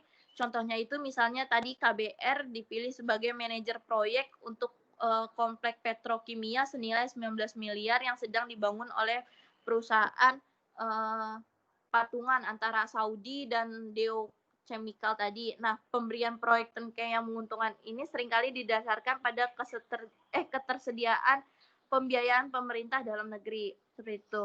Nah, karena proyek-proyek ini biasanya proyek turnkey ini proyek-proyek besar oleh karena itu dijalankan oleh perusahaan kontraktor yang besar juga. Nah, keuntungan dari proyek turnkey ini pertama peningkatan kerjasama dalam transfer teknologi, keseimbangan, dan pembukaan lapangan kerja baru. Kedua, menghemat devisa negara. Ketiga, membuka kesempatan kerja yang lebih luas karena proyek-proyek besar gitu. Jadi kesempatan kerja orang-orang mungkin jadi lebih luas. Keempat, upaya membuka pasar baru sekaligus mengembangkan hubungan kerjasama dalam memproduksi produk-produk perusahaan. Namun kekurangannya itu misalnya pertama ada penyelesaian kontrak dan perjanjian memakan waktu dan biaya yang sangat besar. Kedua, banyaknya paperwork dan melibatkan berbagai pihak gitu, terutama dalam skema pemerintah dengan pemerintah seperti itu. Ketiga, sulit menilai harga komoditas yang ditawarkan. Keempat, memanfaatkan kondisi suatu negara yang terancam krisis. Biasanya yang menjalani proyek turnkey ini bisa memanfaatkan kondisi suatu negara yang misalnya krisis, jadi dijalankan gitu seperti itu proyeknya. Sudah sih, Pe. Ada yang kurang jelas nggak? Udah cukup, sangat jelas dijelasin. Makasih Vanessa. Oke, sama-sama. Lanjut aja ke kelompok 3. Dijawab sama Nilam. Iya, kami mencoba menjawab pertanyaan dari kelompok 4. Dari Gerald, itu izin bertanya, menurut pendapat kelompok kalian, apakah selama masa pandemi ini mempengaruhi sebuah perusahaan dalam menilai pasar alternatif? Nah, kalau iya, bagaimana sebuah perusahaan dapat menilai pasar alternatif dalam kondisi pandemi saat ini? Nah, untuk menilai pasar alternatif ini kan sebuah analisis ya, analisis untuk sebuah perusahaan itu meningkatkan pangsa pasar, pendapatan, dan juga keuntungan. Nah, salah satu untuk meningkatkan pendapatan, keuntungan, sama pangsa pasar itu yang pertama menilai pasar alternatif. Nah, menilai pasar alternatif itu kan ada empat poin-poinnya ya, kayak potensi pasar, terus tingkat persaingan, lingkungan hukum dan politik, sama faktor sosial budaya yang ada di negara yang mau kita analisis gitu pasar alternatifnya. Nah, kalau menurut kelompok kami, masa pandemi itu nggak mempengaruhi perusahaan dalam menilai pasar alternatif, karena dalam menilai pasar alternatif yang kita lihat itu adalah faktor eksternalnya. Faktor eksternalnya apa aja? Yang empat yang sudah tadi saya berikan, yang sudah saya kasih tahu gitu. Nah, mungkin yang bakalan berpengaruh dari pandemi ini adalah bukan dari apa yang kita analisis, tapi apa hasil dari analisis yang udah kita lakukan gitu. Itu pasti bakalan berbeda antara sebelum pandemi sama sesudah pandemi. Kayak contohnya pasar, lingkungan, hukum, dan politik. Dari faktor-faktor untuk menilai pasar alternatif ya, salah satunya ada lingkungan, hukum, dan politik. Nah, pasti selama pandemi ini pasti bakalan berbeda tuh regulasi-regulasi dari pemerintah atau peraturan-peraturan pajak dan lain-lain untuk kita mengekspor atau untuk kita membuat pabrik baru di luar negeri gitu. Nah, jadi faktor-faktor inilah yang bakalan jadi hasil dari analisis selama pandemi ini yang akan membuat perusahaan bisa menilai nih, kita bisa nggak ya mengekspor ke negara tersebut gitu. Jadi keuntungan dan kerugian dari analisis ini yang mempengaruhi keputusan dari sebuah perusahaan untuk melakukan ekspor atau membuat pabrik baru di luar negeri gitu, mengekspansi produknya ke luar negeri. Jadi kesimpulannya adalah nggak ada perubahan dari cara menganalisisnya, tetapi mungkin hasilnya akan berbeda. Seperti itu dari kelompok 4, apakah jelas atau gimana?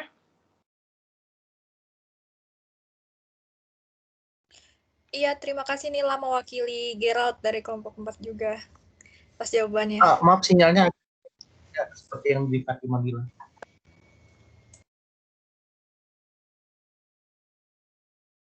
Selanjutnya pertanyaan dari kelompok 5, silakan.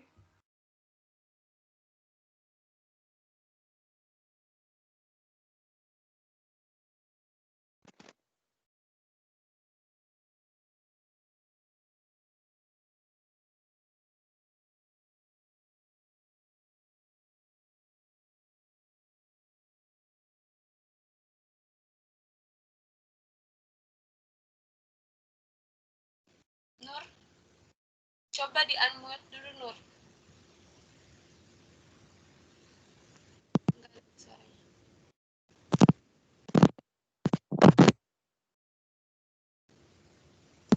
Oke, suaranya masuk nggak? Masuk. Oke, jadi pertanyaannya dari kelompok 5, itu perwakilannya Elang. Pertanyaannya adalah, dalam ekspor perantara disebutkan menggunakan pihak ketiga, meskipun mereka sudah terspesialisasi dalam bidang impor dan ekspor, tidak dapat dipungkiri juga kemungkinan resiko dalam ekspor impor menggunakan perantara itu. Ya betul, tetap ada gitu. Nah, resiko apa yang dapat muncul jika kita menggunakan perantara? Terus hal-hal apa yang dapat dilakukan untuk mencegah resiko tersebut muncul? Oke, resiko yang mungkin muncul sebenarnya lebih resiko yang maksudnya standar dan untuk kegiatan apapun bisa aja muncul dan bisa terjadi gitu kan. Nah, yang pertama ada resiko kurangnya efisiensi dari kegiatan ekspor tersebut, karena gini, tadi kan dari keempat ekspor lembaga perantara ekspor itu kan mereka punya fokus layanannya masing-masing kan. Nah, memang ada satu yang paling lengkap, itu yang bisnis internasional, itu yang perdagangan internasional. Nah, cuma di sini resiko kurangnya efisiensi itu bisa muncul ketika perusahaan ini enggak apa ya, dalam memilih lembaga perantara itu mereka tidak menyesuaikan dengan kebutuhan gitu. Misalkan mereka butuh kebutuhannya untuk layanan yang lengkap, tapi mereka milih misalkan asosiasi web. Nah, itu kan dia punya fokus layanan tersendiri gitu. Nah, itu sih sebenarnya lebih ke situ gitu resikonya. Jadi resiko yang bisa timbul adalah ketika perusahaan memilihnya tidak tepat dan tidak sesuai, artinya tidak sesuai dengan kebutuhannya apa. Nah, nanti kan bisa berpengaruh ke waktu, ke biaya, dan lain-lain. Nah, itu bikin kegiatan ekspor impornya itu jadi kurang efisien kayak gitu. Nah, selanjutnya resiko-resiko umum yang bisa timbul itu misalkan miskomunikasi atau misalkan datanya salah dan jaringan dan lain-lain. Itu sih kayak resiko-resiko umum yang bisa timbul gitu, karena kan ini dia beda negara, and then mereka mungkin komunikasi juga melalui online mungkin, terus mungkin ada kendala jaringan dan lain-lain, atau mungkin miskomunikasi yang menyebabkan data-data yang dibutuhkan untuk kegiatan ekspor impor nanti itu salah. Nah, itu sebenarnya mungkin simple tapi punya dampak yang bisa serius gitu, resiko-resiko yang bisa serius ke depannya. Sebenarnya lebih ke situ sih kelompok 5 untuk resikonya gitu. Jadi resiko-resiko yang memang ya standar bisa muncul gitu, kayak miskomunikasi, terus kesalahan data, jaringan, dan lain-lain. Atau mungkin tadi terkait efisiensi dari kegiatan ekspor itu sendiri. Gimana kelompok 5? Apakah menjawab? Oke, Nur, udah terjawab jelas. Thank you ya. Ya, sama-sama. Selanjutnya, silakan Anissa Dayani. Oke, selanjutnya ini pertanyaan dari kelompok 6, perwakilan dari Rizky Nurul Laili. Izin bertanya, apakah dengan melakukan langkah dalam analisis pasar luar negeri pasti akan meningkatkan pangsa pasar, pendapatan, dan keuntungan? Jika tidak, pasti apa hambatan dari langkah tersebut? Jawabannya sih bisa ya, karena untuk ini merupakan salah satu langkah untuk berhasil meningkatkan pangsa pasar, pendapatan, dan keuntungan. 3 langkah ini. Kalau kita gali satu-satu ini, pertamanya ini kayak pertama itu menilai pasar alternatif. Kalau menilai pasar alternatif di sini kan ada ukuran pasar saat ini dan potensi, terus ada juga yang disebut dengan tingkat persaingan yang akan dihadapi perusahaan. Lalu ada juga lingkungan hukum dan politik. Di sini kita bisa melihat dari lingkungan politik, hukum dan politik. Kita tuh bisa memilih untuk tidak mengekspor barang di negara yang memiliki tarif yang tinggi. Jadi kita bisa istilahnya tidak terlalu rugi untuk mengekspor yang dengan biaya yang sangat tinggi. Itu kan bisa mendapatkan keuntungan bagi kita juga. Terus ada juga kayak pengaruh sosiokultural, itu kita bisa melihat dari negara-negara yang budayanya mirip dari pangsa pasar kita. Kalau kita udah bisa melihat gitu, kita bisa nih, pangsa pasar kita ternyata negara tersebut, itu untuk meningkatkan nih pendapatan dan keuntungan kita. Terus tentang mengevaluasi masing-masing biaya, manfaat, dan risiko. Ini kalau kita mengevaluasi manfaat, biaya, sama resiko dengan benar, kita tuh dapat menghindari yang namanya risiko politik yang masuk di perusahaan kita. Kalau kita mengevaluasinya dengan benar, pasti kita akan mendapatkan pangsa pasar, pendapatan, dan keuntungan juga. Nah, yang ketiga ini, pilih yang paling memegang potensi untuk masuk atau ekspansi, atau yang kita tadi bahas itu mode of entry. Nah, di sini kita ada buat meningkatkan pangsa pasar, pendapatan, dan keuntungan itu ada yang namanya franchise, terus licensing, terus ada FDI. Di situ pasti kita bakal mendapatkan keuntungan, pendapatan, serta pangsa pasar dari perusahaan. Nah, jika tidak pasti, apa sih hambatan yang masing-masing dari langkah tersebut? Hambatannya itu pasti ada. Yang pertama itu kayak menilai pasar alternatif, itu masing-masing subnya pasti mempunyai hambatan tingkat persaingan. Jadi kayak semakin kesini tuh semakin mulai banyak tingkat persaingan antar perusahaan. Jadi kita harus melakukan inovasi yang lebih tinggi lagi untuk pangsa pasar kita. Terus jika kita berencana mengekspor suatu barang, kita tuh harus mengumpulkan data-data seperti yang tadi dijelasin, kayak infrastruktur transportasi negara, terus alternatif transportasinya apa. Itu kan kita harus mengevaluasi dengan membutuhkan waktu yang cukup lama. Terus yang kedua itu mengevaluasi masing-masing biaya, manfaat, dan resiko. Hambatannya apa sih? Nah, tadi kan kalau kita mengevaluasi biaya, manfaat, sama resikonya dengan benar, kita bisa menghindari resiko politik. Tapi kalau kita tidak kayak istilahnya mengevaluasinya asal-asalan, jadi kayak nggak benar gitu, ada yang kurang, kita tuh bisa menimbulkan kerugian dari si perusahaan tersebut dan mengancam keberadaan perusahaan tersebut. Nah, yang ketiga itu pilih yang paling memegang potensi untuk masuk atau ekspansi. Itu yang mode of entry itu kita tuh hambatannya itu nggak mudah melakukan ekspor, lisensi, intervensi, FDI, karena kita tuh harus tahu pasar kita tuh apa, peraturan yang di negara tersebut harus apa. Kita tuh harus menganalisis terlebih dahulu. Itu sih hambatannya. Untuk kelompok 6, Rizky Nurul Laili, gimana? Apa? Oke, terima kasih jawabannya. Oke, sama-sama. Oke, dengan ini udah ya di sesi diskusi kelompoknya. Jadi berarti kelompok 3 ingin menutup presentasi pada hari ini. Terima kasih untuk teman-teman yang udah ikut presentasi. Kurang lebihnya mohon maaf. Wassalamualaikum warahmatullahi wabarakatuh. Waalaikumsalam warahmatullahi wabarakatuh. Baik, makasih kelompok 3 atas presentasinya.